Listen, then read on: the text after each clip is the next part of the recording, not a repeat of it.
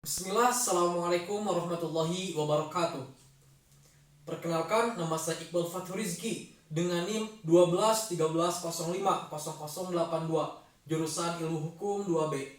Di sini saya akan menyampaikan materi mengenai pengenalan hukum adat Indonesia. Baik, sebelum menyampaikan atau menjelaskan materi lebih rinci mengenai pengenalan hukum adat Indonesia, izinkan saya untuk memaparkan materi atau subbab yang akan saya sampaikan.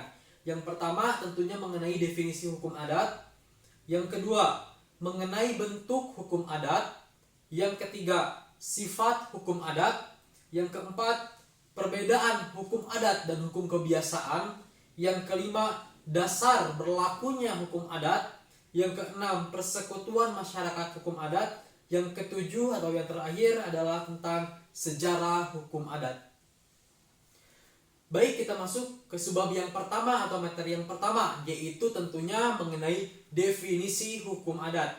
Di sini saya mengambil 3 definisi menurut para ahli. Yang pertama yaitu menurut Terhar. Terhar berpendapat bahwa hukum adat adalah hukum yang bersumber dari keputusan penguasa adat, yang mana penguasa adatlah yang berwenang mengeluarkan keputusan dalam lapangan hukum adat.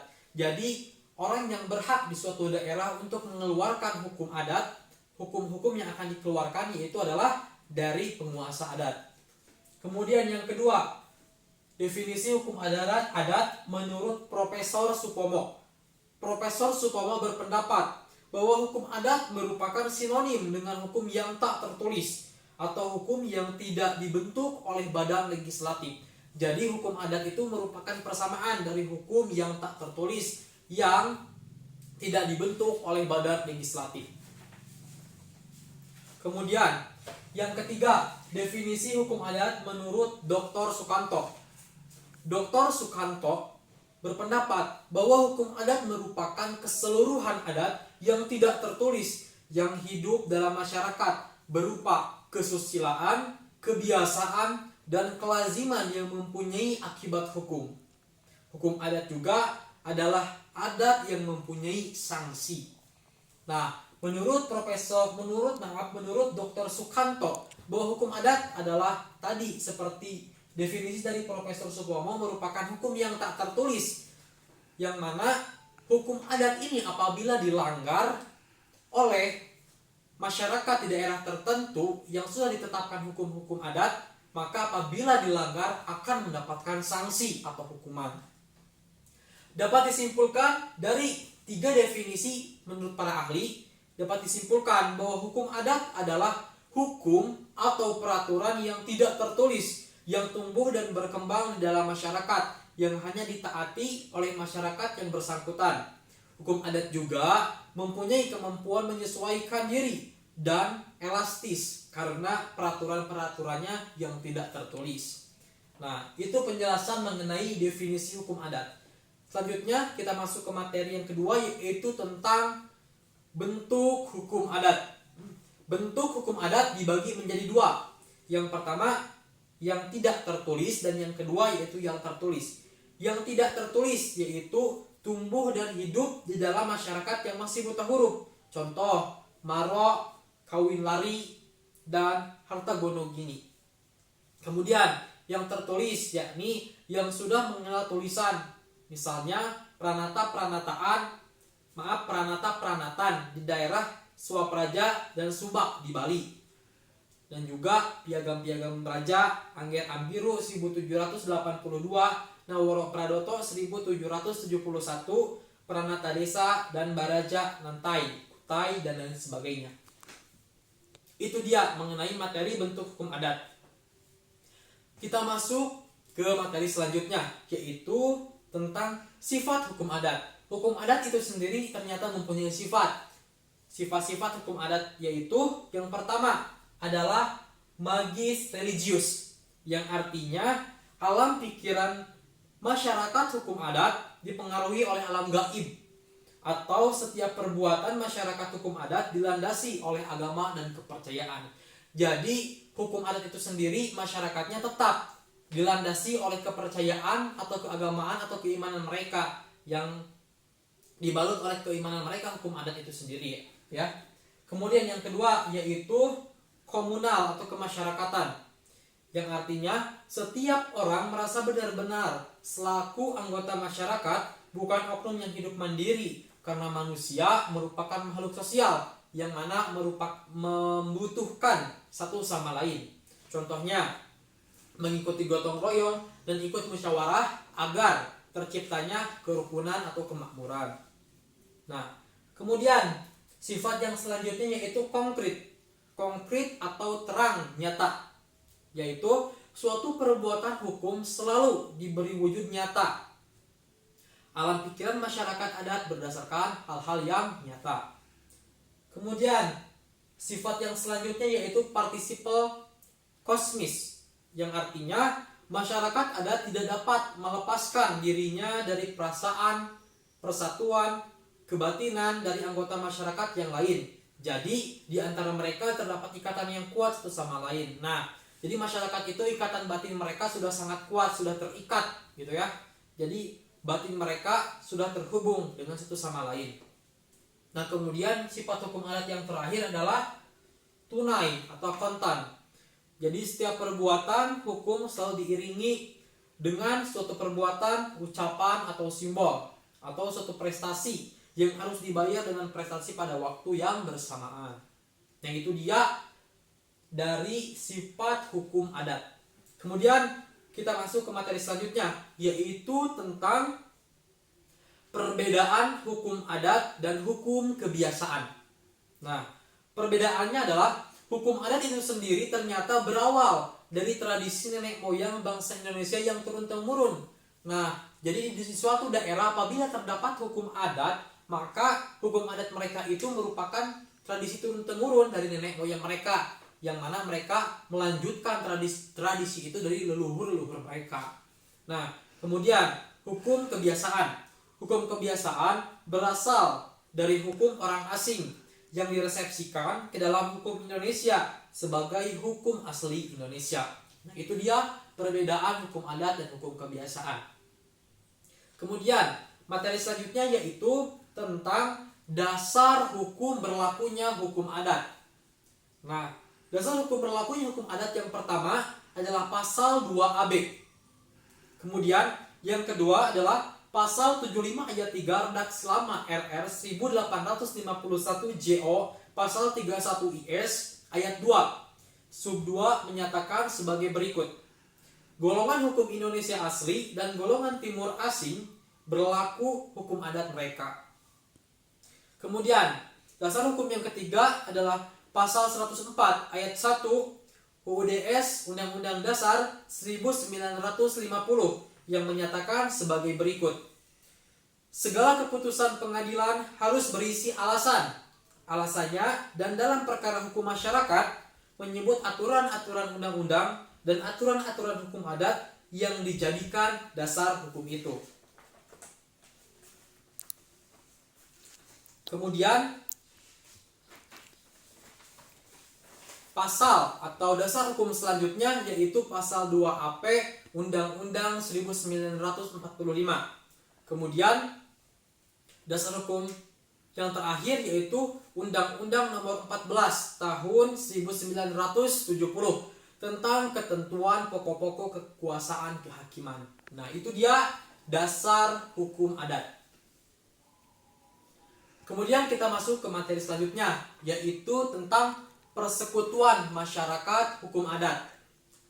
Secara garis besar atau secara global, persekutuan hukum adat dibagi menjadi dua. Yang pertama yaitu berdasarkan pertalian darah atau genealogis, dan yang kedua berdasarkan teritorial atau wilayah atau kedaerahan atau tempat tinggal.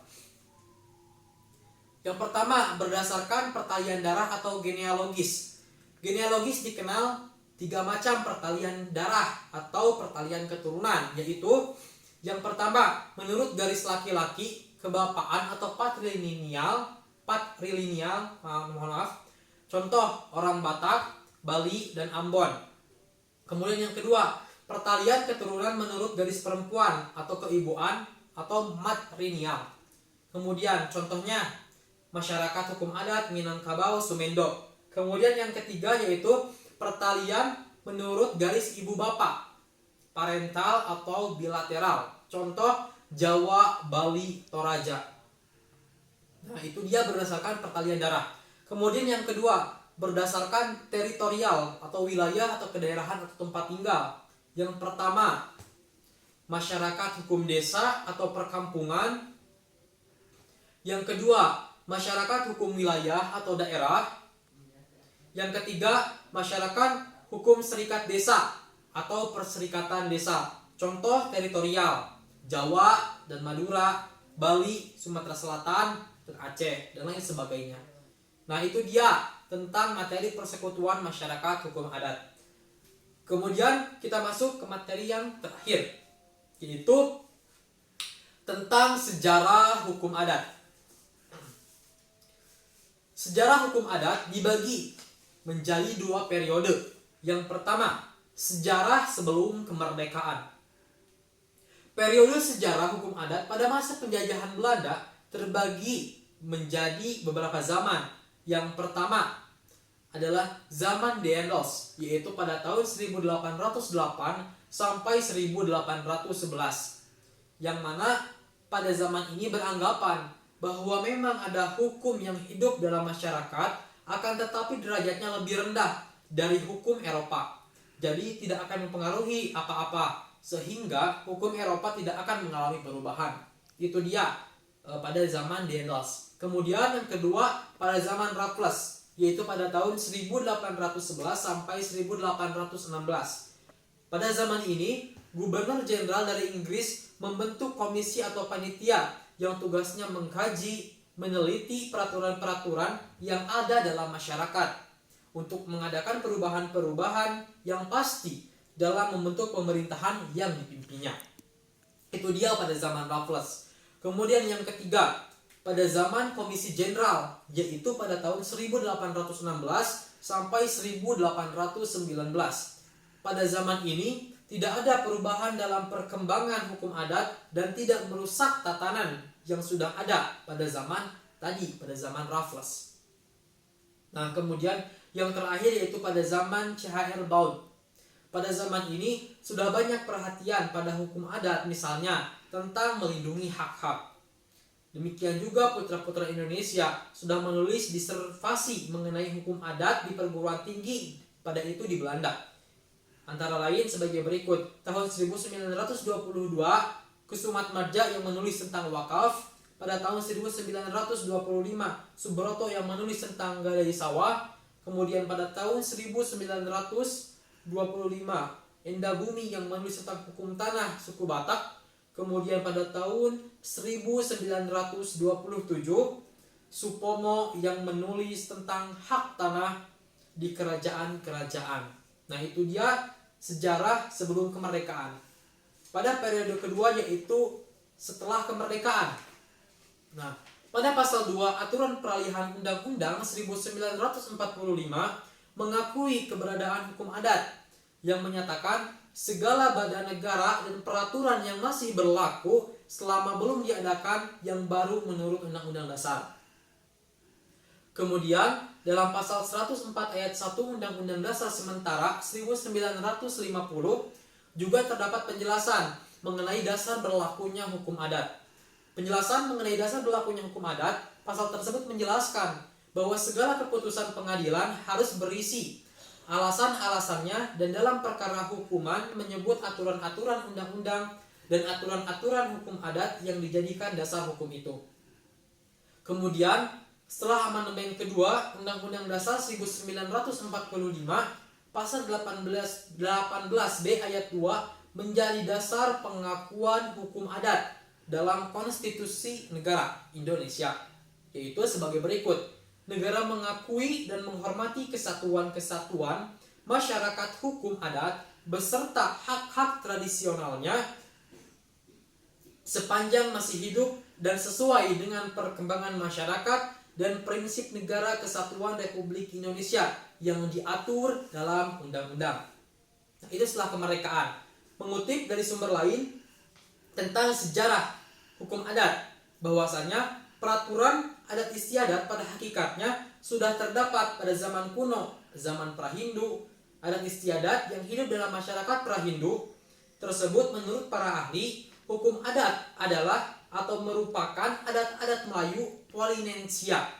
Kemudian datang kultur Hindu, kultur Islam, dan kultur Kristen yang masing-masing mempengaruhi kultur asli tersebut yang sejak lama menguasai tata kehidupan masyarakat Indonesia sebagai suatu hukum adat, sehingga hukum adat yang kini hidup pada rakyat itu adalah hasil akulturasi antara peraturan-peraturan adat istiadat zaman pra-Hindu dengan peraturan-peraturan hidup yang dibawa oleh kultur Hindu, kultur Islam, dan kultur Kristen. Nah, mungkin sekian yang dapat saya sampaikan. Sebelumnya izin menyampaikan referensi mengambil dari buku Pengantar Hukum Indonesia karya Bu Nenggiani Nurhayani SHMH, kemudian buku Ajar Hukum Adat karya Dr. Haji Erwin Awan Hermansyah Sutoto SHMH, dan buku Ajar Hukum Adat karya Melani Kita Lestari SHMH. Terima kasih. Mohon maaf apabila banyak kesalahan. Assalamualaikum warahmatullahi wabarakatuh.